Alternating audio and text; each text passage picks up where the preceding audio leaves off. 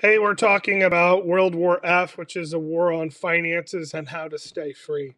And today we'll be talking about collapsing empires in human history. And I'll be unpacking some of that with you today.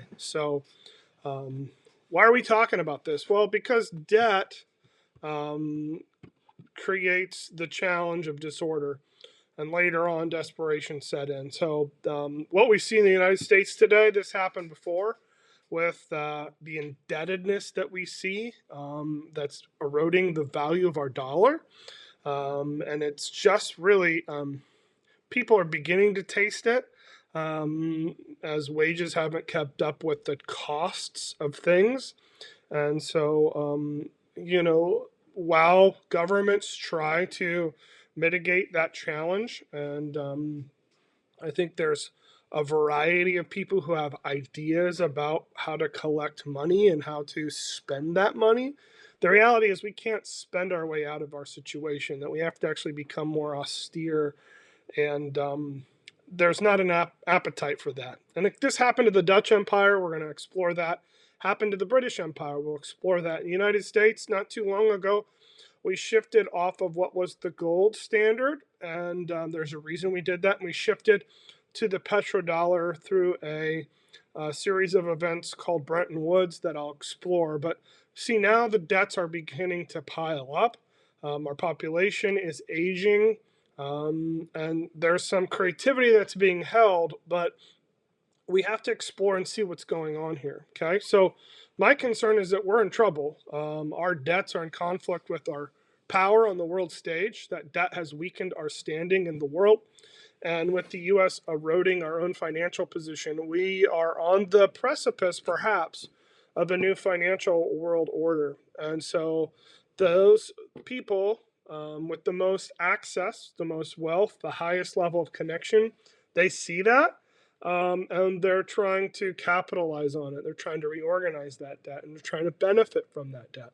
Both people inside of our country and outside of our country, people connected to our government and outside our government. And this is why you see alignment and alliances that really can surprise people. It's because people are seeing an opportunity where there's difficulty. And so they want your money. And there are a number of turning points. But one of the turning points I noticed recently was in 2022 when Russia invaded Ukraine. Do you remember how the U.S. and its allies thought, okay, well, we're going to put some restrictions on finances to Russian banking assets? So they did this instead of actually, throwing bodies at the country or actually going into physical war. But the goal was to try to collapse or slow down the Russian economy. And it was a total bust. So Putin didn't fold, and it further weakened their US dollar in terms of a global currency. Because who wants to trade with a country if it's going to try to collapse your economy? So this was a serious action. It's going to have, I think, some big consequences. It had a blowback to us in the United States because of the dependency on Russia for oil. So immediately, India and China, which have bigger populations significantly larger than our own, shifted. And so Russia demanded payment instead of in dollars, which were kind of considered to be the financial standard of the world. They shifted and they asked for payment in Russian rubles. And China and India were happy to provide that. And so in June of 2022, CBS reported that the Russian ruble was up about 45% versus the dollar. And something happened that I've never seen happen, and I looked throughout our history to see a recent, 250-year history. I just can't find it. It's that we seized personal property of Russian people. They were oligarchs, of course, rich people connected to Putin. And even though some of the experts surmise that some of them may not have had connections to Putin, my point isn't to say they did or they didn't, but it has implications. Number one, these actions demonstrated the willingness of the United States government to use money as a weapon against people, not country, people. Number two, they undermined and threatened the value of our own dollar and wealth that you and I created. Number three, they underscored, again, the government's lack of protection of individual property rights when the narrative suits them. And number four, just imagine if they were willing to do it to a foreign individual, what's stopping them from doing it to you or to me? And those realities have always been there with things like eminent domain and such like that. But we've just never seen the United States government reach across the world and attempt to do this. And it's a concern because, you know, it weakens our standing in the world. And we've got a complicated reality that we have as being the world leader that we don't necessarily want to have that. We don't want it, but yet we need that to happen in other ways. And so we can't be total isolationists. That won't work in a global economy. But it's really, I think, some symptoms here that are happening that are important for us to watch. Because, see, if the value of the dollar was so strong and the trust was backed by lots of different places, it wouldn't have done what it did in that situation with Russia. But because people were willing to look away from the United States and look for value elsewhere, it shows our weakened state. And so all financial empires go through cycles. There's a financial ascension, there's a plateau, and then finally a series of actions and often foolish events that lead to an unraveling. And then there's the emergence of something new. Well, look at this. Even in the New Testament, Nero actually melted down coinage. We'll talk about this later on. But in the Old Testament, we see numerous empires or powerful nations that were serving as God's instruments of judgment or fulfilling his purposes. The first is the Egyptian Empire, one of the most prominent empires in early history of Israel. And during the Exodus, God's deliverance of the Israelites from Egypt served as a powerful narrative of God's ability to overthrow powerful empires in favor of his people. So despite Egypt's might, it was ultimately humbled by God's judgment. And, it's really interesting when Moses is interacting with Pharaoh, he's actually trying to connect Pharaoh to our God, Yahweh. And it's really, I think, the first time in human history that we see El Shaddai, care about his name. And it's interesting, that whole hardening of Pharaoh's heart, God hardening it, then Pharaoh hardens it. But Moses is trying to say, hey, Pharaoh, this isn't the polytheistic pantheon that you used to know. This is like our God, the God, El, that God. And Moses is like, Pharaoh says literally, I don't know him. And God is trying to show Pharaoh, hey, I'm not out there unattached. I'm actually in here. I care about oppression. I care about my people. And oh, by the way, Pharaoh, I want you on my team. And Pharaoh decides he doesn't want that. And ultimately, God says, okay, fine, you don't want to be part of the story? Fine, I'm still going to save my people. And even we see the Egyptians giving the Israelites gold and different things as they leave Egypt. So there was sympathy there. There was a sense of justice that was inside of the Egyptian people. But nonetheless, we see in Exodus 14, it says that day, God saved Israel from the hands of the Egyptians, and Israel saw the Egyptians lying on the shore. So God responds to that injustice. And again, there's really some key empires in the Bible and in the biblical narrative: the Egyptian, the Assyrian, the Babylonian, and the Roman Empire. And through these, you see the different ages, like the Bronze Age, and you see the rise of development of the different ages that develop. And throughout all of that, you see this consistency that the Bible is teaching that while empires may rise and empires may fall, all earthly powers under the sovereignty of God, and that he is, when these empires do things, God he's doing 3D chess or 4D chess to try to fulfill his purposes even in the midst of dysfunction and even when empires aren't aware of that. And we see the rise of important civic leaders like Joseph in the book of Genesis and Daniel later on in the Old Testament. In Daniel chapter 4, Nebuchadnezzar acknowledges that God does as he pleases with the powers of heaven and the peoples of the earth. And so there's that sovereignty, and there's some things that happen. There's accountability that All empires are accountable to God for their actions, and they're judged for how they're going to treat the vulnerable and the poor and the oppressed and God's people. And God's going to regularly call on them for justice and compassion and care for the marginalized. And what he's not looking for is for groups of people to line their pocket while they lie about trying to support the poor and lie about trying to create justice. He's actually going to come against that dysfunction. And he also is just going to remind the world about the transient nature of earthly power, that it turns into dust, that no empire lasts forever except the true and everlasting God and his kingdom. And so Christians are always called upon to prioritize our allegiance to God and God's eternal kingdom rather than on the temporary powers of this world. And listen, I'm a red-blooded American. I love our country. I love the freedom that it's created ultimately. But we have to look at human history and see kind of where we're at on the timeline. And with that, I want to take us now to the Dutch Empire. The Dutch Empire. So go with me. Let's rewind our brains here for the moment and look back through human history. The Dutch Empire rebelled against Spain, and it won its independence for the Netherlands during the 80 Years' War. And they set up their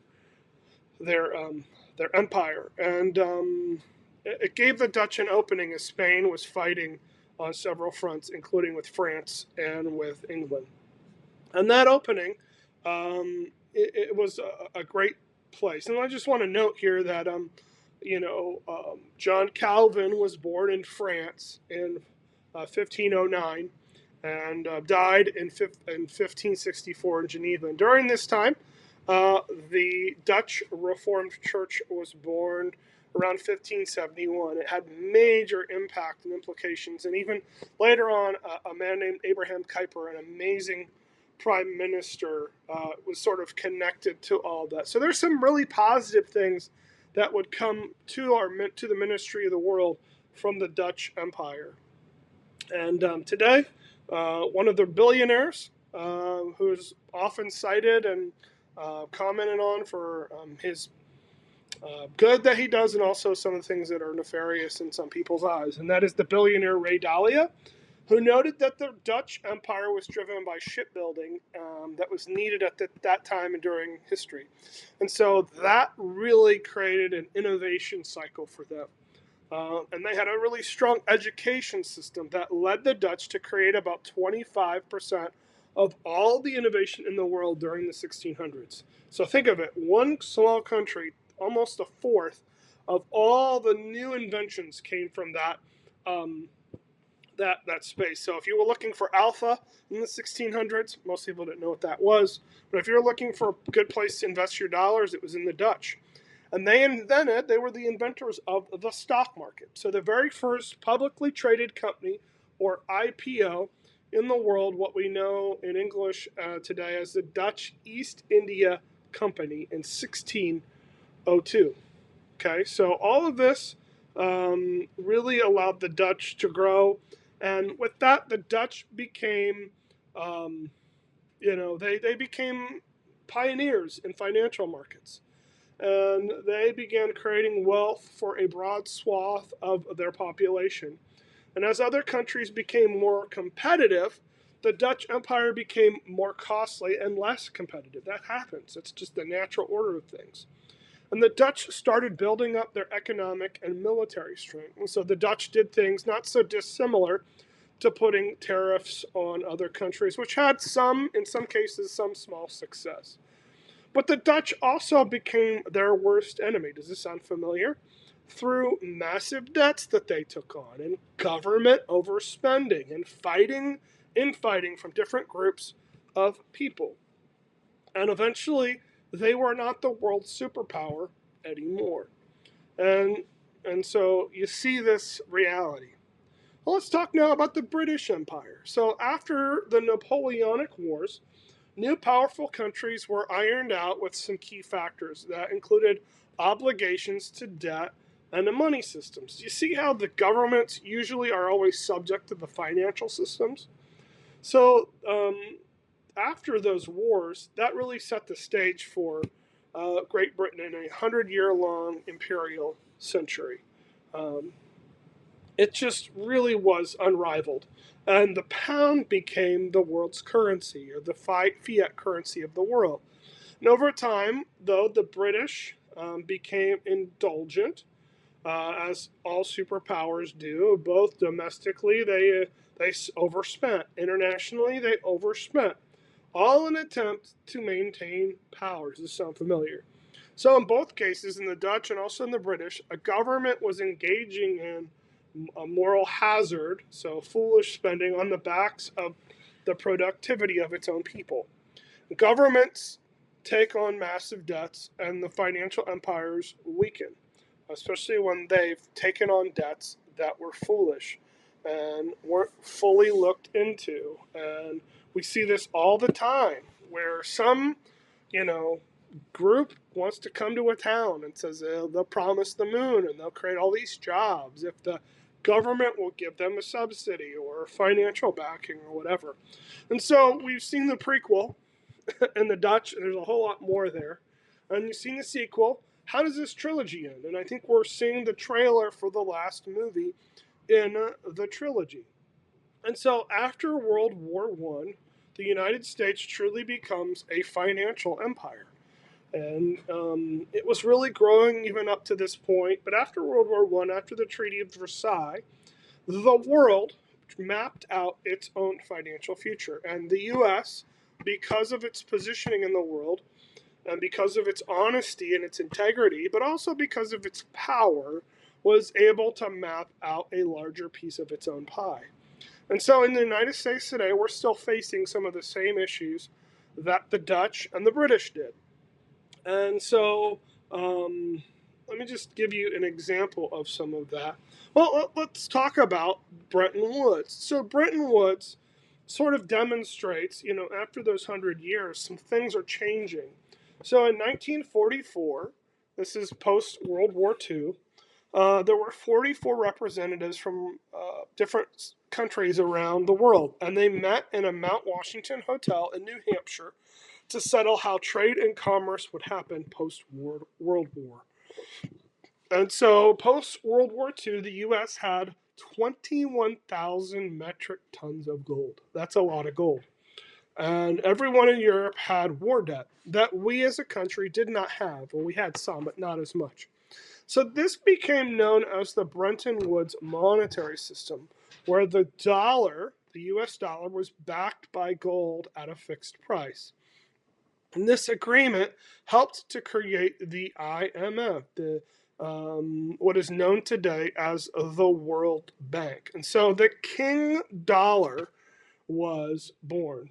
So on just some people that were a part of this that I want to sort of mention. So Harry White was an economist for the United States, and John Keynes was a negotiator on the British side. This became again known as the Bretton Woods monetary system.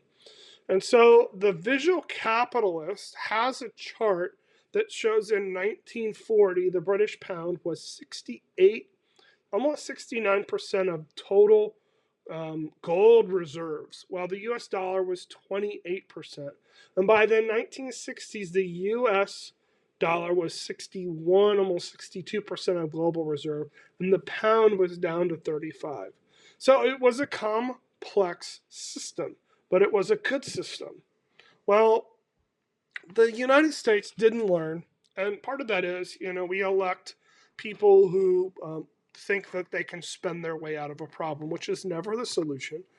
Well, sometimes it's a solution, but rarely. But there was the downfall of the Bretton Woods agreement, and eventually what became known as the petrodollar. And so, again, the U.S. didn't learn those lessons of history, or rather, enterprising political leaders that were elected rapidly expanded government spending and spending abroad. And so by the 1950s, both the European and the Japanese came out of their post-war pain to become more productive economies, and they started to export, and they started to run trade surpluses. And so the Fed explains that these economies exported more and there was less need for a dollar. And oh, by the way, full disclosure, I actually worked for the Federal Reserve when I was in college, and it was a good job, but it just further highlights to me the challenges we see in our world. So by 1971, the U.S. had reported that it was down 8,000 metric tons of gold in its reserves. And so President Nixon, who had really only a few options, could adjust the price of gold, or from $35 to $150, and wouldn't that have been dramatic? Or he could take a different course route, which is sometimes called Nixon closing the gold window. So in the short term, what Nixon did is it caused stagflation in the 1970s. But in the long term, it changed the course and potentially expanded the longevity of our empire in the United States. So I think we can look at that point that Nixon thing that Nixon did as we can look at it kind of as 50-50 in terms of a good decision. Again, now the dollar was a fiat currency, which means it wasn't backed by something considered valuable to all of the world, which is gold. Whether it's gold or copper or silver, something that's highly valuable really needs to stand as a test of currency. And we'll see this and we look even back further in human history.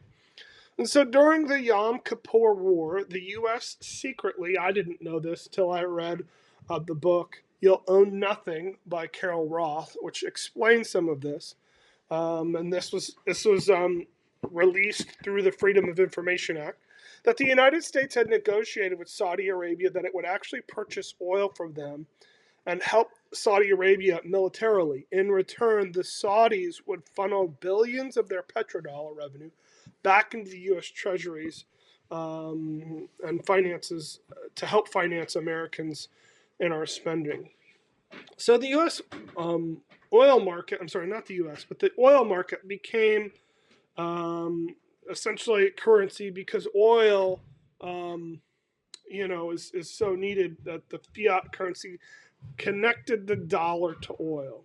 Okay, so part of the terms of the Saudi and the United States agreement was that it would be secret so that others wouldn't really know how valuable the dollar was, in a sense, how much petrodollars the Saudis were sharing with the United States. So that, for example, when Bloomberg would report spot crude oil prices. So I don't know if you've ever watched the news, especially in the 90s and in the 2000s, and when information became more prevalent, you'd see them commenting all the time on oil. This is why. And so they would spot that price, and they were lumped in. Saudi Arabia was lumped in with the other 14 Middle Eastern and North African countries. And again, this was an agreement to try to keep that dollar stable. And so the oil market essentially became the fiat currency. And so to boil it all down, that means that oil is now priced only in US dollars globally. And so what the U.S. did was try to stabilize the dollar for the benefit of the world. But again, I'll go back to my comment about Russia and about when we interfered in Russia and how Russians sold their oil to India and China. Do you see the shifting that's taking place as it relates to oil? So really from 1974 to 2005, oil was traded in a narrow range because of this policy, the Bretton Woods policy. And so there's a changing of the guard. When oil became high monetary policy, when it slipped below the range, the monetary policy was loosened. Okay, this is where the Federal Reserve comes in. And when it slipped below the monetary policy, again, it was tightened or it was loosened. Okay, so when oil goes high, the policy's tightened, and when it slips below, it's loosened. So again, to deal with inflation due to the price of oil spiraling too high, the Fed chair made a decision to raise the Fed fund rates to 80% in the 1980s, to 20% in the 1980s, which again sent the U.S. economy pushing unemployment to 11%. So there's just some connection now in our world between oil, the price of oil, to the Federal Reserve and interest rates, and those rates always have impact on the ability to businesses to expand business, to finance and to take debt on so that they can try to expand and to hire people. All that's connected.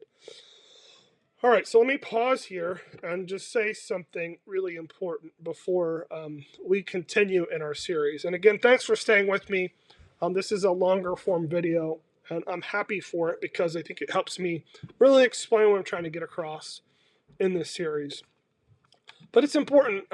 We as a global church are going to have to become more generous, much more generous, as we prepare for the suffering of what may come. I think it's really a Joseph moment for us as we watch. I think the world's going to have major shifts in the next 40 years. I think it's a major moment that I don't think a lot of people are aware of. And so in our church, we've talked a lot about the city of God and Augustine's idea that God is involved and that there were two cities, one created by selfishness and one created by a selflessness. And we get to decide which city that we're in. Here's what it says. In 1 Timothy 6:17 through 19, it says, "Command those who are rich in this present world not to be arrogant or to put their hope in wealth, which is so uncertain, but to put their hope in God, who richly provides us with everything for our enjoyment. Command them to do so, to be rich in good deeds, and to be generous and willing to share. In this way they will lay up for themselves treasure as a firm foundation for the coming age, so that they may be able to take hold of the life that is true life." And that's the point I want to get across in all of our conversations, not to sow fear, but actually to prepare and be generous people who invite people to the true city, which is the city of God. The book of James also says, "Now listen, rich people, weep and wail because of the misery that's coming on you. Your wealth is rotted, and moths have eaten your clothes. Your gold and silver are corroded. Their corrosion will testify you and eat your flesh like fire, because you have hoarded wealth in the last days." And so this series is a warning, but it's also a hopeful thing that as we prepare, that we don't invest in things that turn to dust, that we invest in people and in relationships, which will matter so much more as we move forward. All right, so we talked a little bit about recent history in the 15, 16, 18, and 1900s. Now let's look closer at our current moment. So in 2004 and 2005, China's growth helped push up oil prices, which is a good thing in one sense. But then the Great Recession hit the United States from 2008 to 2009. And note that this was it was an internal issue, but it just shows you that we have some problems, and this created something new that again we'd never seen before. And there was a phrase, and that phrase, I don't know if you remember it, but it was quantitative easing that took place. And what the federal interest rate did was it dropped its rate to zero. Okay, so this happened right around George Bush leaving and President Obama starting. So I cast blame on both political parties, and again, it doesn't really matter who's in power if they're just going to not really think through past 4 years. You have to think a lot further ahead. China thinks 100 years ahead. So that whenever the federal interest rate drops to zero or goes lower, the rest of the world doesn't like that. Why? Because they hold our debt. And so China, which holds a lot of our debt, doesn't like it when the dollar doesn't buy as much because it threatens their energy and their food supply. Okay, so this isn't, hey, I need more money to go buy my coffee. This is, hey, I want to eat, right? So with quantitative easing in 2008, the Chinese government of the People's Bank of China wrote a paper calling for the end of the U.S. dollar as the global reserve. And again, because the U.S. chose oil as the currency for the dollar, other countries can now unchoose the dollar because China is creating more goods at a lower price. This leads us back to the fact that though New York was a global financial transaction center, means that there's still confidence, but the U.S. has never waged a financial war. They never weaponized the dollar until 2022. And so there's, I think, a change that's taking place. And there's some major implications that we're going to look at in the next video. in this series as we prepare to be a, a people of hope and a people who are wise with our finances.